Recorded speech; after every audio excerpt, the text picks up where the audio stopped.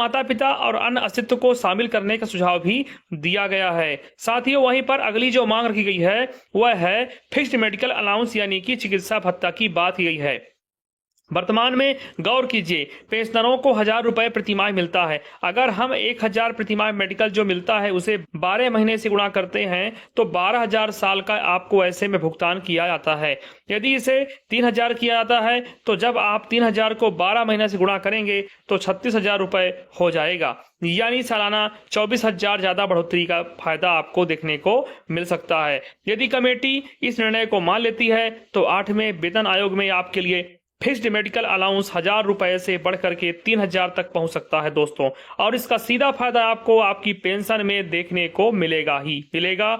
वहीं पर जो अगली मांग रखी गई है दोस्तों, वह मांग है अवकाश का नकदीकरण की सीमा। वर्तमान सीमा 300 दिन की है। मांग गई है कि इसे बढ़ा करके 400 दिन किया जाए, यानी रिटायरमेंट के समय 2 दिन का अधिक लाभ मिल सकता है। तो ऐसे में यह सभी मांगे कमेटी के सामने जेसीएम के सचिव शिव गोपाल मिश्रा द्वारा रखी गई है। इसके अलावा मांग की गई है कि पेंशन को टैक्स फ्री किया जाए। जब सांसदों और विधायकों की पेंशन आयकर मुक्त श्रेणी में रख सकते हैं तो फिर सरकार द्वारा दोस्तों केंद्रीय पेंशन धारकों की पेंशन को भी आयकर मुक्त श्रेणी में लेकर लाया जाना चाहिए। इस मांग को सरकार और कमेटी के सामने पहुंचाई गई है। इसके बाद जो अगली मांग उठाई गई है वह मांग है आपकी कम्यूटेशन रिकवरी की। दोस्तों अवधि को कम करने को लेकर के है। आपकी जानकारी के लिए बता दें दोस्तों, अभी जो कर्मचारी रिटायर होता है तो उसे 15 साल तक की कम्यूटेशन रिकवरी चुकानी पड़ती है, और मांग की गई है कि इसे घटा करके 11 से 12 साल निर्धारित किया जाए।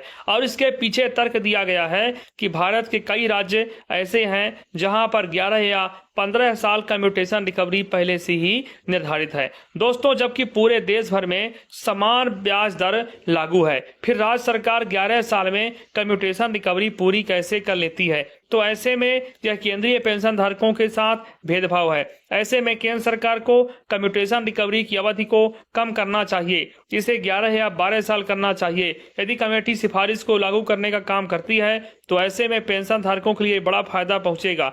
8वें वेतन आयोग में 3 से 4 साल पहले ही आपको फुल पेंशन मिलने लग जाएगी। वहीं पर दोस्तों बता दें, जो अगली बड़ी मांग पहुंचाई गई है वह है आपकी एडिशनल पेंशन की आयु सीमा में बदलाव को लेकर। आपकी जानकारी बता दें कि कमेटी के सामने बात की गई है। जो एडिशनल पेंशन अभी 80 वर्ष की आयु पूरी होने के बाद केंद्र सरकार प्रोवाइड कराती है, उसे अब दोस्तों 65 वर्ष की आयु से देना शुरू करना चाहिए।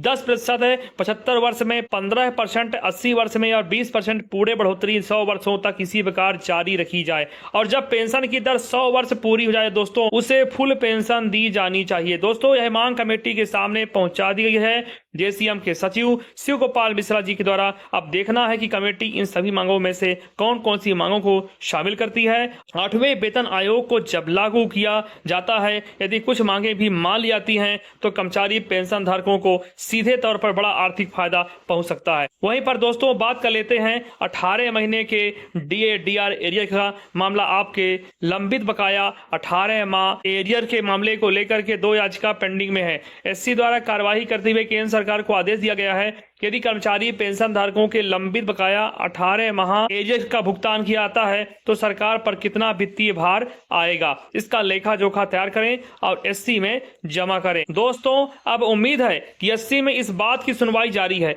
और इसे लेकर केंद्र सरकार अपना हलफनामा जमा करती है तो आने वाले समय में लंबित बकाया 18 माह एरियर के आदेश भी जारी हो सकते हैं। उम्मीद है कि कर्मचारी पेंशन धारकों का सालों से रुका हुआ लंबित बकाया 18 माह एरियर के भुगतान एससी द्वारा आगे